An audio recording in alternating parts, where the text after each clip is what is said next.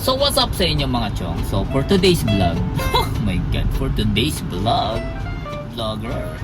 So for today's video, meron tayong pipick upin. May pipick upin tayong bagong miyembro ng ating pamilya, my golly. Pipick upin po natin yung ating Vespa ngayon. So, oh my god! Wow! So, tama po kayo ng pagkakadinig. Vespa, oh my god, diba? Sexy Vespa. So anyway, so pipick upin nga natin siya ngayon. Araw na to, after siguro ilang months din talaga. Actually last year ko pa siya talagang in-order. O nagtingin-tingin or something na thank God at naka tayo ng isang unit na gusto natin at yung gusto nating kulay. Yun yung importante, yung kulay na gusto natin. So anyway, pipick upin natin siya ngayong araw na to.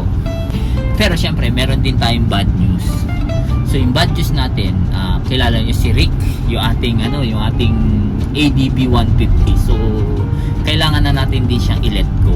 So yun, ipopost ko na lang si Rick. Actually, hindi naman siya benta, pero parang gano'n na rin. Ipaparapol po natin siya. Pero mostly parang sa Japan lang din. So pasensya na yung mga nasa Pilipinas, no?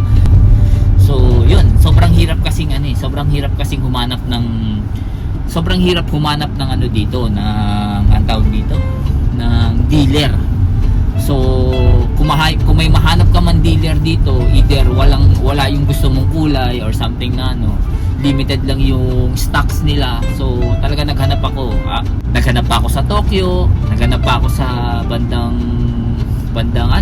Kyoto. Talagang naghanap po talaga ako, nag-search po talaga ako. Ganun kahirap kumuha ng Vespa dito. So anyway, ilan lang kasi talaga yung misa, hindi katulad ng mga Honda, Yamaha, Ducati, yun. So nakahanap tayo ng dealer dito sa Osaka, particular dito sa Osaka, dahil yun, thank God na lang din nakahanap tayo. So ang Aprilia Vespa, Moto Guzzi yata yun. So magsi-sister company yata sila. So makahanap tayo doon sa umisin yun. So yun, at thank God nakakuha tayo ng yun nga, kagaya ng sabi ko kanina, yung gusto nating kulay. Mamaya papakita ko na lang sa inyo kung ano. So yan, makikita nyo, nakatiklop na yung ating mga upuan dito sa ating van. So pipick upin natin talaga siya. And yun, dapat nga i-drive ko na lang sana siya pauwi. Kaso nga lang, wala mag-atid sa akin dun. So kunin ko na lang siya para hindi rin siya mainita. So yun lang naman, no? So maya update ko kayo pag nandun na ako sa mismong shop or sa umisin nung pagkukunan natin ng motor, no? So yun lang naman mga chong, balik tayo mamaya. Bye! Atsui. 今日はベースパで。はい、ありがとうございます。 Hours later. 綺麗。入ってるかな。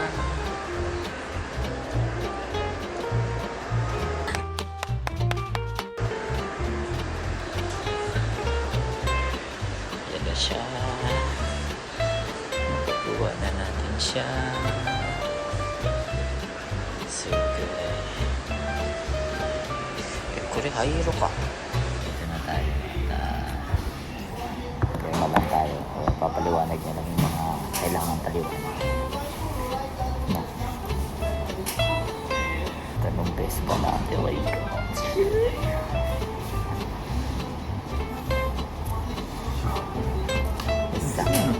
Hi.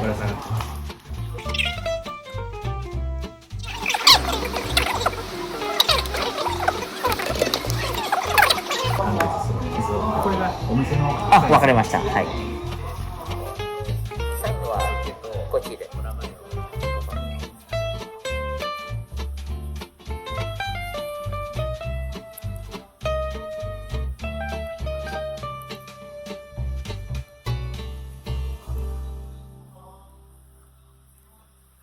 キーを使うところが、これがね、マスターキーで。マスターキーで。あ、わかりました。はい。これを使ってください。了解です。to lang.